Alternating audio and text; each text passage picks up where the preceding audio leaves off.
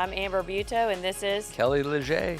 And today we're back on set again. And today we have a super great friend of mine and exceptional personality that I just think the world of. So today, welcome, Tommy. Thank you. Glad to be here. Yes. Glad to be here. Glad to see you again. I haven't seen you in a few months. I know. Too long. Well, we could sit and tell stories all day long. That's pretty much what we do every time we get together, right? Right. The first time I met you, I actually was over at Spiderwood, the studios that you owned and built and developed there in Bastrop. Really great facility there. And you showed us all around, and we were looking at the studio, and then we just sat in the boardroom and then told a whole bunch of movie stories. That's right. Did you ever go with the back lot? The back lot? I did. No, I Kelly did. did. Yeah, I did. Yeah. It's a great property that they have right there just outside Austin. I'm telling you, great studios, great space, back lot, river, land, forest, fields, you name it. You got it all out there. Yeah. I love it. Good Yeah, space. it's really great. And go ahead. We're clearing some, I guess it must have been about 5 acres we've cleared. Okay. More of the property to get ready to build some possibility of building, I'm working on it, comfort center, and that'll connect with education. Cool. Oh, yeah. And connect with maybe A&M and UT. Neat. That's what Yeah. we're hoping. Wow. Yeah, that'll be great. Wow. Yeah, the reason I didn't see the back lot was because Y'all were telling stories for we were telling 6 stories. hours. yeah.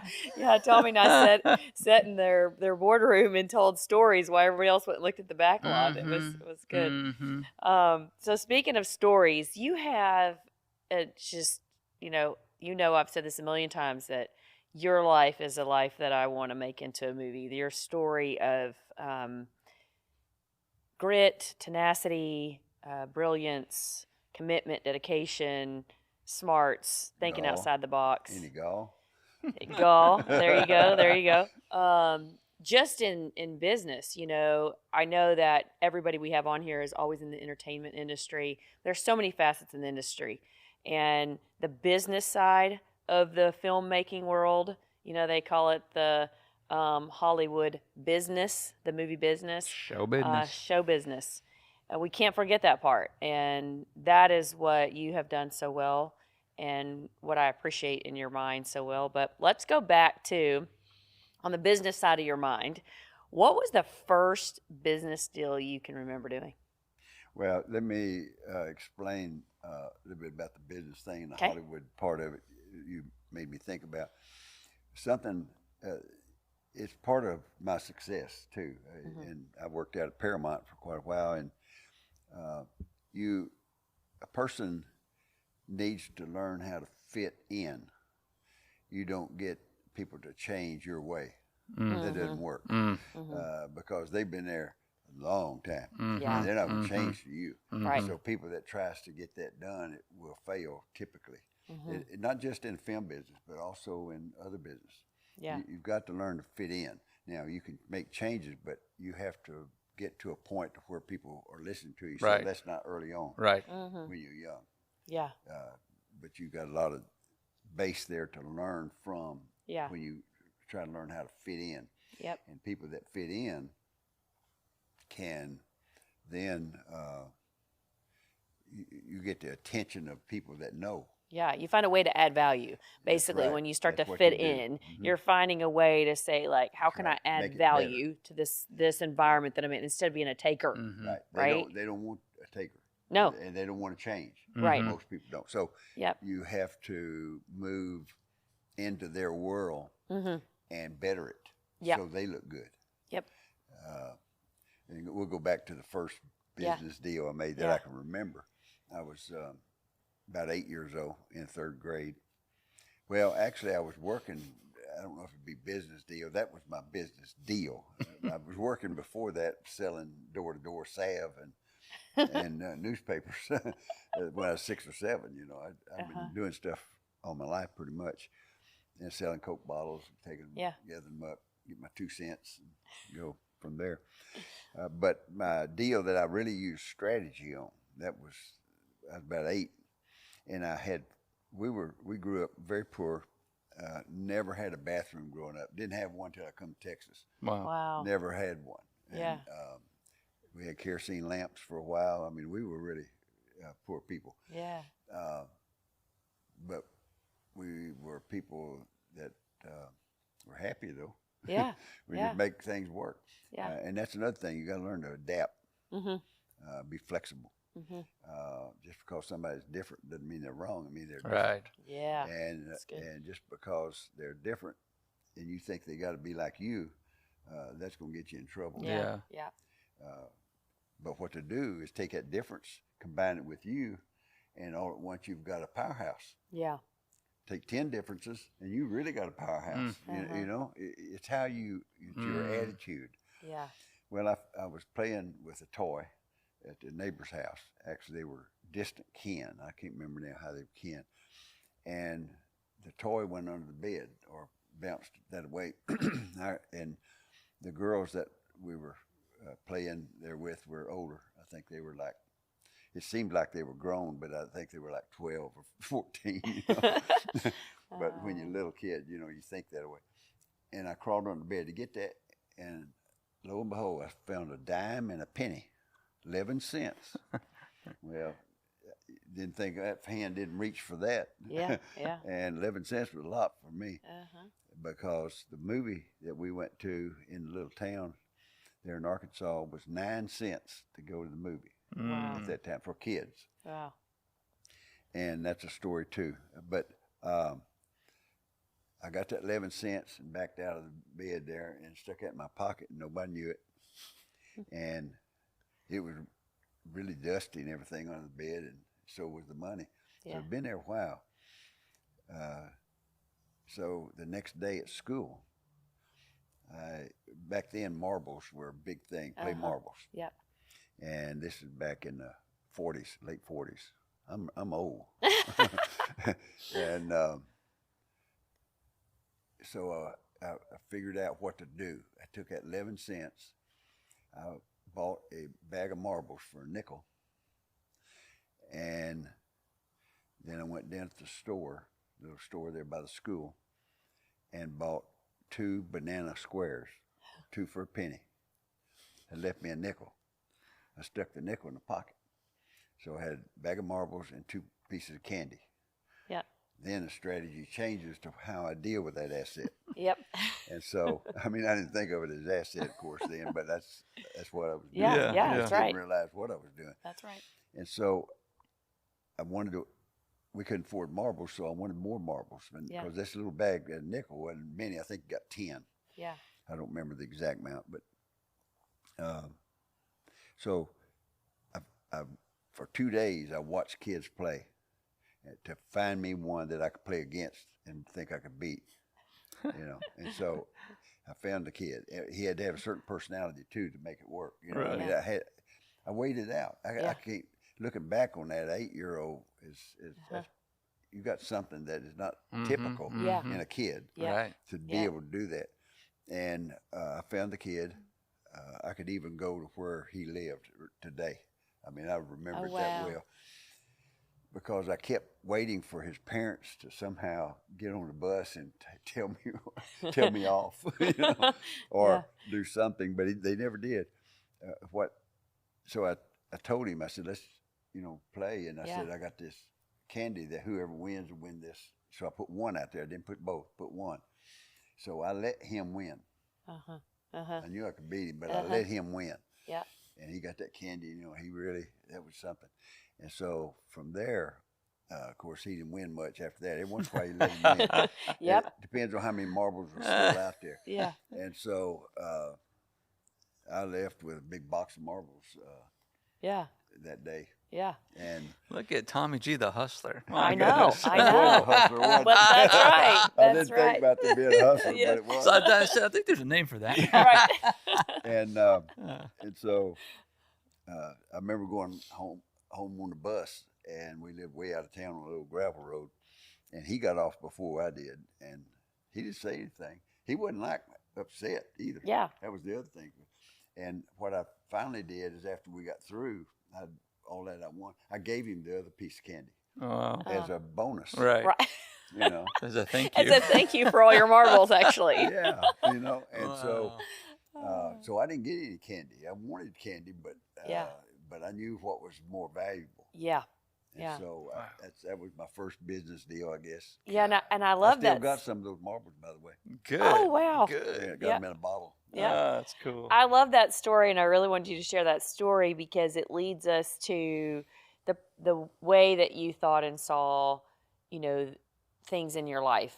And that ultimately, I mean, you know, we only have so much time on episodes, but to sit and hear your stories, all your stories leading up to that, there's so many great ones, would take hours. But, you know, I think it was really great that you saw that way younger, and then you took that and ended up, a bunch of other stories, but you ended up in Texas, right? Mm-hmm. Working for a construction company, living out of your car with your brother. Right. Both of us, yeah. We flipped for the back seat, and he got it. And so I had the front seat where the steering wheel was. That's not as good to sleep in. No, it's no, not. 1953 Chevrolet. Wow. Woodland green. Okay. I still remember all that. Yeah. Wish I had that. I'll bet you do. I'm sure there's one out there. Oh, yeah. But then you went from working on a construction site with you and your brother to getting your first paycheck to finding a place to live and starting a construction company. I know I'm missing a bunch of things in there, but I'm fast forwarding through a bunch of your life. Yes. So tell us, to pick it up there where you started a construction company. And okay, let me back up a little bit because I got to build up to that just a hair. Okay. That's a storyteller. You got to arc this story. That's right. What are you, filmmakers? He's a writer, filmmaker. You know he's got to get his stories in. So I've always been a person that, and I still am, that can teach myself. Mm-hmm. I'm my own teacher. And all I got to do is figure out what I want to do. Then I just find out how to learn and do it. And I've always had just that kind of mindset. I've actually employed people that have told me, I said, let's do this, that, and the other. And even in accounting, well, I didn't learn that. That's what you mean didn't learn it. Well, that wasn't part, back then, that wasn't part of the schooling. Well, it's still numbers. Yeah. 2 from 4 is 2. Add 1, that's 3. A bunch of zeros, doesn't matter. Yeah. I don't understand why you have to say that. Yeah. And so people that will indicate that to me won't be working for me very long because they don't use their brain. Mm-hmm. They don't use their mind for what they're capable of. Right. I have a saying about, I call it the 5 F's. Always be fair, but firm, focused with faith, or you fail to reach your potential. Yeah, it's good. And that you got to do that. Yeah, that's good. Have those elements in, and they work in a way. They're different value to them. Depends on what your subject is or what your situation is that you're needing to use that. Sure. And you got to get to where you're automatically, your brain just works like that. Your body works that way. Just, you know, I mean, that's the way I do anyway. I think people can do that. They don't have enough confidence sometimes. And, really thinking outside of the box. Right. So when I went to work for this company, my brother and I kind of saved the day with something that was going to be damaged big time with water. And I wasn't working for the company, but I didn't know about unions then. I didn't understand it. And we were on a union type project, big project. And he ran in and hollered at me that there's a problem. And so, you know, I just dropped everything and run out with him. And so we handled the problem. And so the executive vice president of the company that we did it for wasn't the one I worked for. Come down and took us to lunch. And we'd never had anybody take us to lunch, especially where you have a plate with stuff in it. And you may go to a fast food of some sort. You know, back then wasn't a lot of fast foods, but you did have them. I remember writing back to Mom, and I said, "You won't believe this. This guy took us to lunch, and they just kept filling my tea glass. I didn't have to do anything. I just sat there and they just keep filling it up. Because I never heard of that. You know, I've never been in a blue. This was just a little town, so it's just a blue plate special type cafe. You know, Right. but it was big to me. I still can remember it as well as anything. It was a shock, I guess. But he offered us a job, and I said, well, we got one. And he said, well, that's not what I'm talking about. I'm talking about something that you can grow in and do better. So I said, well, I don't know. I said, this guy depends on me. And you know what it was? Pushing a wheelbarrow, a brick. He depended on me, right? Yeah, yeah. But I felt that way. Wow. Yeah. And he said, he just laughed. His name was Mr. Bondi Pizer. I never forget that. And Bondi says, I've already talked to Mr. Green. You won't have a problem. He knows exactly what I'm looking at. Yeah. He said, we don't find people like you very often. Yeah. And Yeah. I didn't understand what that meant. I thought, wow, I was thinking about my size. Strong. I mean, what are you looking for? But he was talking about thinking. Yeah. And so I went to work for him in Dallas and warehouse first. And I knew they didn't really, there's a lot of things that they really didn't need me that much. So I did some things, deliver some stuff and some things like that. And they would just tell me, go back there and just figure out how to work the equipment stuff. Mm-hmm. So I did. And I was good at it because my mind automatically thinks that way. Yeah. And I guess he saw that. I don't know. But then I went into the field and working and in construction. It's all heavy commercial. Yeah. Downtown Dallas buildings and stuff like that. I mean, big stuff. And one of the engineers come out one day and I was asking about coming out the next day. Was he going to be back? Because I was going to bring me something from the office. He said, no, we got to work. He said, we got a big project. He said, man, we're going to be working day and night. And I got to think about that all day long. I was thinking, he's going to be working day and night. That means that they ain't got enough people or something. Yeah. I knew something wasn't smooth. Yeah. So I called him up. I said,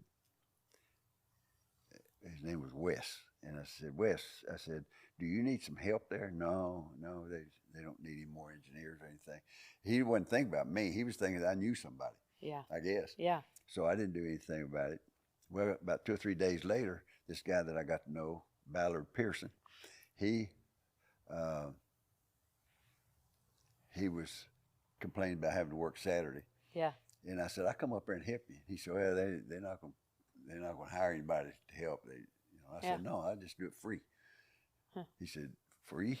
I said, yeah. Oh. So I went up there, and he was estimating. I never estimated projects, big projects, especially. This happened to be one that was a top secret type thing for the military. Uh-huh. Now, they wouldn't let me do but one pieces of it. I didn't do anything technical, so I don't want to make that sound that way. Yeah. It was just adding and subtracting pretty much. Yeah. Adding up numbers and things.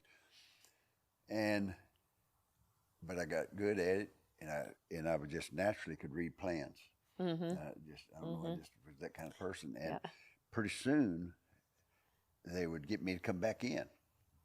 Yeah. They still wasn't paying me though. Yeah. But I didn't care because I knew I was learning. And if you think of it like this, people can steal from you, they can get things from you, but they can't take your knowledge away if you do it right and get it built up. Right.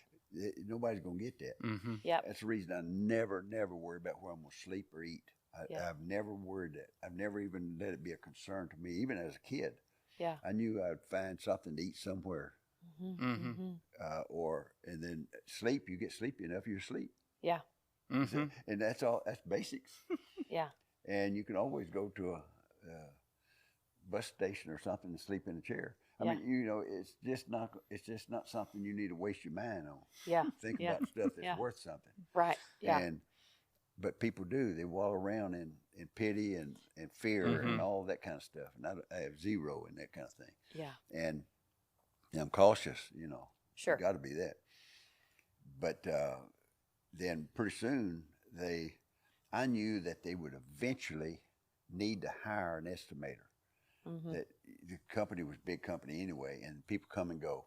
You know, Yep. engineers come and go all the time. So I said, one day they'll need somebody, and who would they want to hire but somebody that they're used to and know can do it. Yeah. That exact thing happened.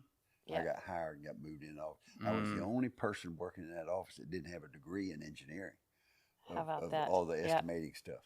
Yeah. And that was a little bit of a problem. I remember walking out of that room into the outside where the coke machines stuff was, and vending machines, and I called them talking about me. Yeah. And I said, y'all got quiet all at once, because I could tell as soon as I opened that door it was about me. And this guy says, "Yeah, you're Bondi's fair-haired boy." That's what he said. I never will forget that. Well, I didn't even know what he meant by that. You know, I'm so dumb. Fair-haired boy, what is that? Yeah. I said, "Is that good?" Yeah. You know, I didn't know. Good for you. Yeah. That's what he said. I said, you know, they were him and two other ones didn't like it. There were some of them, like the guy I worked with and stuff like that. He was an older guy. He liked me. You know, they didn't have any problem. So it depends on who it was. So I didn't cause any problems either. You know, I knew they would be like that. But I taught myself to do that, so I didn't have to go in the field much after that. I did do some, because layout work and construction, like if you own high rise, you have to put inserts in and sleeves and that kind of stuff for things that's going up as the building goes up. And so I draw up the drawings and figure out what I needed, go to the job site, mark them, and then somebody put all that in. Yeah. And so that was the other thing. A lot of people didn't want to get on the edge of a high rise.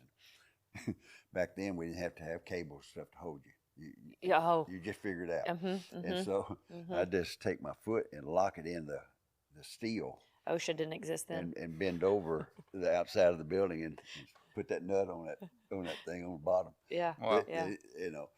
But all that stuff, I didn't do it for fame. I just did it because it had to be done. Somebody had to do it. Yeah. Yeah. And but supervision will see you.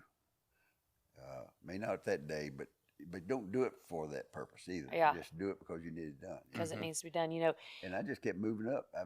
And pretty soon I was doing all the layout stuff for that company, and I was in charge of all those guys. Yeah. You know what I mean? It was just. But he's been doing everything he's telling us is what he said he does from the beginning. He went into a place where he added value on a Saturday, wasn't getting paid. You talk about getting people's attention with that kind of character.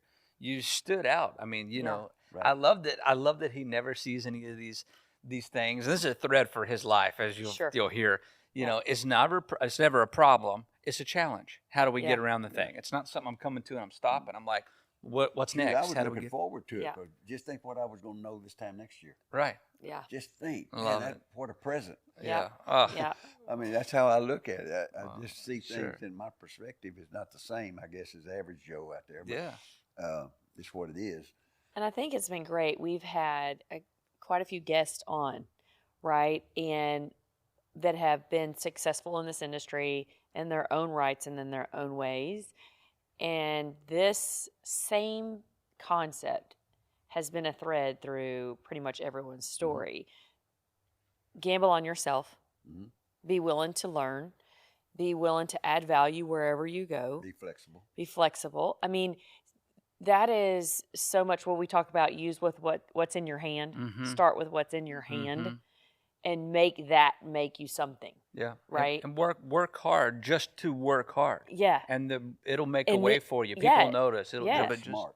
Too. Yes. That's right. Yeah. That's right. And so it's been so inspiring to hear everyone's stories that, you know, have these nuggets of success built in them, the extra mile that they're willing to go, the way that they think about it, which ultimately led you in your life, all of these things, to then running and building how many prisons in the Texas system? Yeah, well, that in itself, to have the gumption to even go into something like that with that huge outside of my realm of financing them, but I knew I had a system in my mind that could work. And the state of Texas had real problems in the early 80s.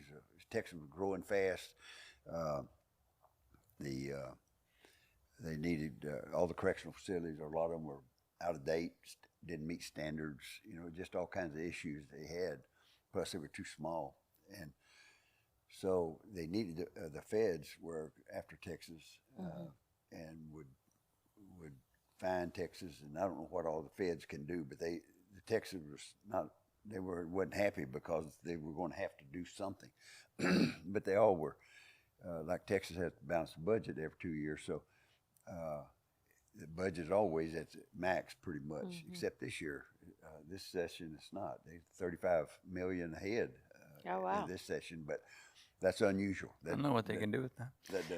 Well, they've already committed on $12 million of it to help people in the home with their homestead tax. That passed a couple of days ago. But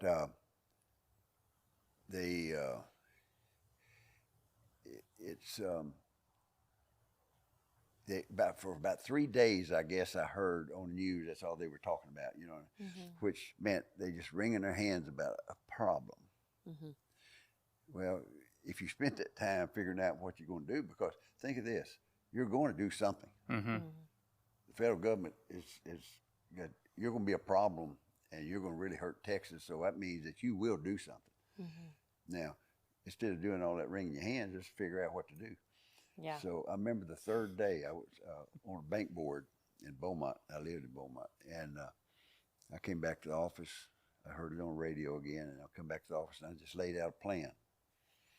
And the more I looked at it, the better I liked it. And I said, man, this is good. This will work. And so I called a guy named Fred Ellis, was appointment secretary to, I believe, Ann Richards. Anyway, I made arrangements. I don't want to get into politics, but I made arrangements to meet with some people, senators, and also they brought in a bunch of lawyers. Of course, they would, and I told them my plan, and they liked the plan, but they said, "Well, can you finance all those?" And I said, "Well, that is the problem I got. I can't." Well, I guess so. I don't know that I'm financing all these prisons. Money, Brett always does somehow or another. Yeah, money. Yeah. And so I said, but I believe I can get it because it's such a good plan, and it's for doing something to help Texas grow in the future. Because if you grow 10%, you're going to have 10% more felons as a rule. And in fact, right now it works even more than that. Wow. You know, if it grows 10%, it's going to have 15% felons. So, we just got problems with that, but that's a whole different thing. So I come up with this plan and started putting it together, and I called a friend of mine that was a district judge, and he liked it too, and he was part of it, and district judges had to sign off on it. Anyway, I can't remember all the little details, but it's just something I just do.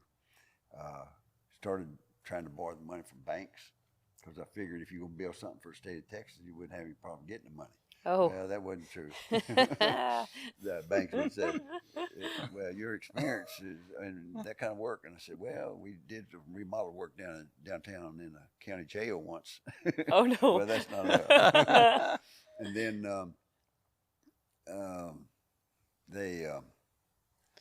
I can't remember all the detail how I did it, but I finally got a hold of a guy in Chicago. He was in Detroit and then moved over to Chicago. When he got to Chicago, he told me, he said, I might be able to help you once I get to Chicago. Well, that was about 2 or 3 weeks later. He got over there and he called me. He said, I've called banks. He said, banks not going to loan on this thing, because banks said, we ain't never loaned on a correctional facility anywhere. That's government stuff. Well, that's true. So he was calling independent investment groups, Yeah. Now, he said a lot of them were interested, really interested. It sounded good. They liked it, but they didn't want to be the first ones to do something different, So he said, but don't give up, because I'm going to work at it. His mind was like mine. Older guy, but in finance. He was head of the, I believe it was LaSalle Bank in Chicago, of the loan. So he called me one day about a month or 2 later. And he said, I found your money. I said, how much? He said, well, how much you want? Well, man, I like that kind of answer. I like that answer as well. So anyway, I found it, and it was wasn't in the United States. It was in Europe though, and started building the heck out of them. Wow. We would hold the hearings. That was one thing I didn't want the state to do too, because it takes working the public to build one there, because the public's not going to want them as a rule. Yeah. So you have to be, it can't be where you just go by the book and stand up there at the microphone and try to get it passed. You never get it passed. Yeah. And so government has a hard time with that. I don't. Mm-hmm. I just will figure it out. Yeah. And so I did. Yeah. And my record probably 95% success. Wow. Yeah. In doing that. Wow. It's the approach I did. Yeah. Yeah.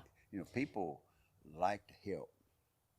They like to help in a not everybody, but they like, overall, they like to help people that are trying to really do something odd, that will help in a big way. Mm-hmm. They don't want to get involved sometimes, but they'll help you in some way.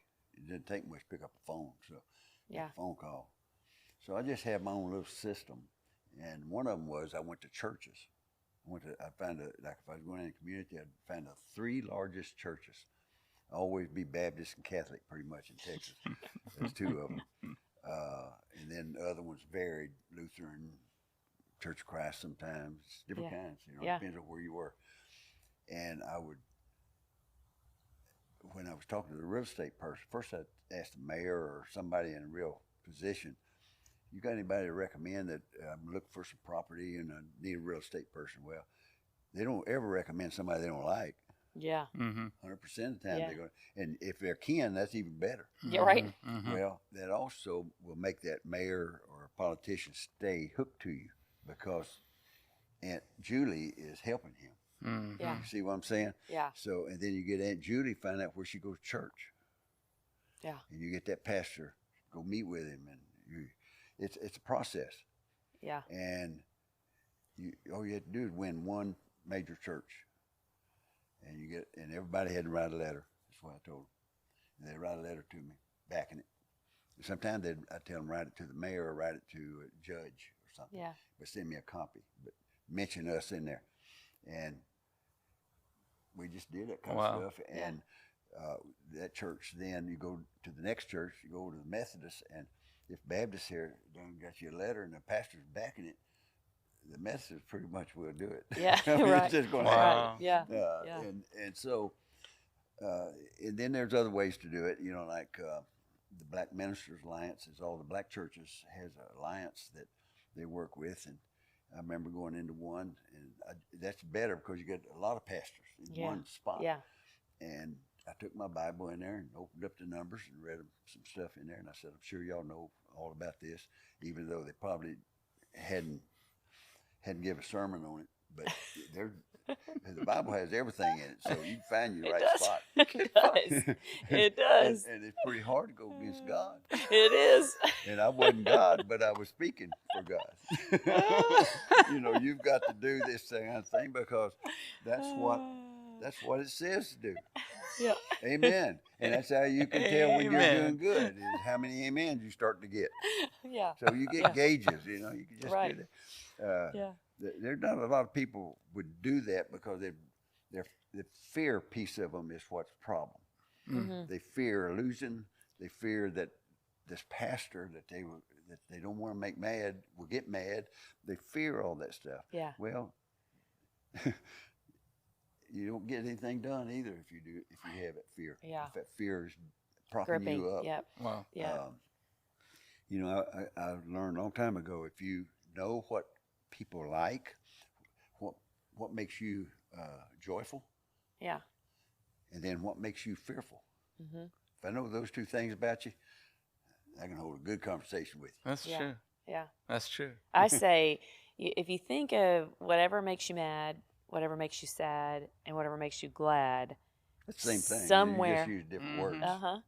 somewhere in there, you find your passion That's right. Amazing. in some part of that, because those strike deep chords in all of us. Mm-hmm.